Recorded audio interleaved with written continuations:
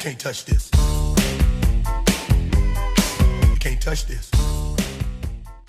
Hi everyone, welcome back to Native Flicks with Gers, Eleanor, and Fabrice. and today we are saying farewell to one of our own, Mr. Fabrice over here, who's going to take an extended leave from us for a while to pursue his own career and path, as it were.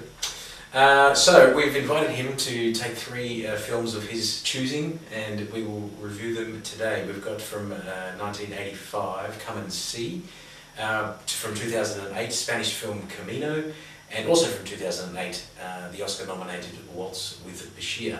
So let's get started with Waltz with BAshir.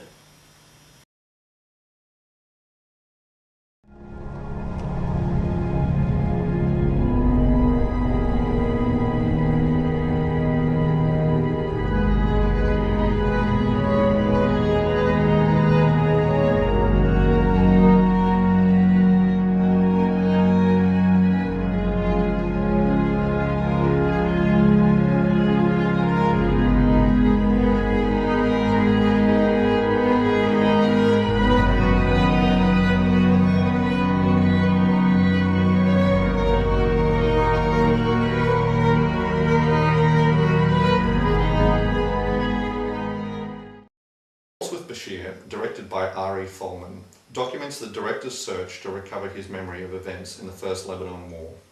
Previously a soldier in the Israeli army, pieces of memory are first triggered by a friend in a bar having told him about a reoccurring dream in which he is chased by dogs.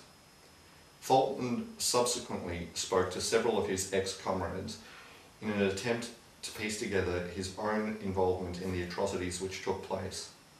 Through the device of animation, we journey through Folman's past and the memories and dreams of him and his fellow soldiers. Amazing visuals and a beautiful score written by Max Richter round out an incredible film that was nominated for both the Palme d'Or at Cannes and an Academy Award.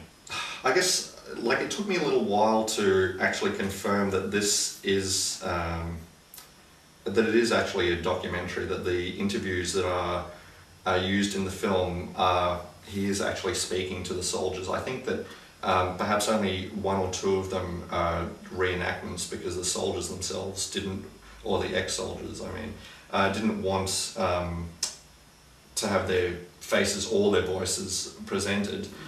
But it's an incredible way of telling a fairly incredible journey, in my opinion. Animation sort of serves this perfectly in that, because he is trying to reconstruct memories, and there are also dream sequences that he and at least another one of the soldiers have gone through. I don't think it would have been able to have been told in any other way, and just the animation and, as I said before, the score are just incredible. I find this film incredibly powerful and moving, and particularly that someone is willing to document their journey in trying to discover what they may have done, and such a personal thing, having blocked out these memories like this, I think is just amazing. But we will see whether you agree with me. No, I do. I was so affected watching this film. I found it really distressing, and even remembering it, like the ending of it actually makes me upset. I just, it was beautiful, and yeah, I can't actually even. It makes me really upset. Really? It does. Wow. Okay. Yeah, it's not an easy watch.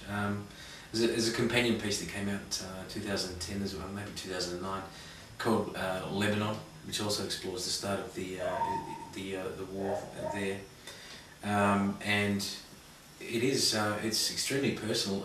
It also reminded me of Waking Life, in that I don't know if you've seen Waking Life by Richard Linklater.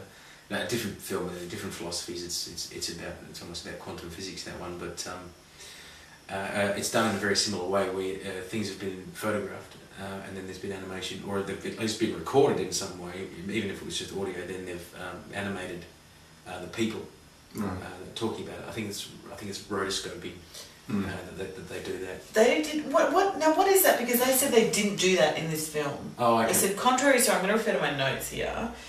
Contrary to common perception, there's no rotoscope work in the film. Production team shot live action footage, and this was used as a reference for the film's storyboards. Okay. So what is rotoscope? That was I think rotoscoping is animating over the top of frames. Of film frames. Okay. Yeah, so photographs basically. And making that, basically turning what's live action into animation, like a Scanner Darkly. As well. Again, by Richard Linklater, they did that sort of thing. They photographed the actors, and then they drew over the top of it to make animation. Yeah. But yeah, Ari. I mean, you have to give it to the man for making this. Must have been. I think it's probably stuff that we didn't get to see, and that would probably be even more harrowing than what we have seen. It's the fact that it's based. Sorry, it really upset me that it's based on someone's real life, and they've gone through this, and they're using this film as this kind of cathartic journey. And I mean, it's the first film that, an animated film that was often nominated for an Oscar. And then you talk about the visuals in the film, and there are some, these repeated kind of segments from his dreams, the stuff that he does remember that keeps coming back, and it is so beautiful. I found it so incredibly beautiful and so distressing, because it's this man's, actually happened. Yeah. And it's this man's, way of nutting out what his body has chosen to forget or block because it was so upsetting. It's like his body's defense mechanism for himself, and he's taking us through it, back through it. His psychiatrist friend explaining memory and how that works. I thought that was seriously fascinating stuff. Yeah, so that discussion was worthy of being in the film, definitely.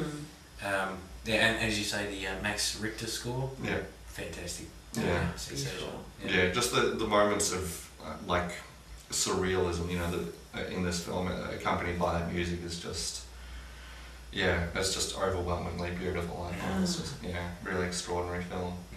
Yeah, good choice. Thank you. All right, I'll let you guys put your nails in first. Have my blubber? It's just actually remembering one of the scenes from the film, and just went Yeah, we'll score it up, and then we'll give you some tissues. Oh, thanks. I'll give it a 9 out of 10. I'm going to give it an 8. Okay, 9 from me.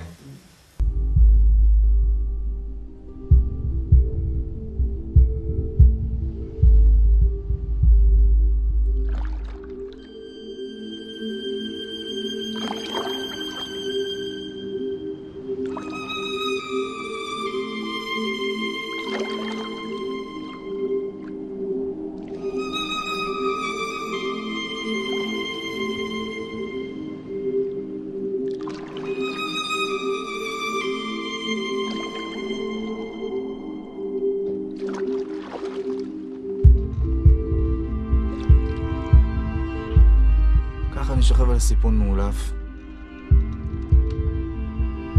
אני חולם על הרגע שבו סוף סוף מגיעה האישה.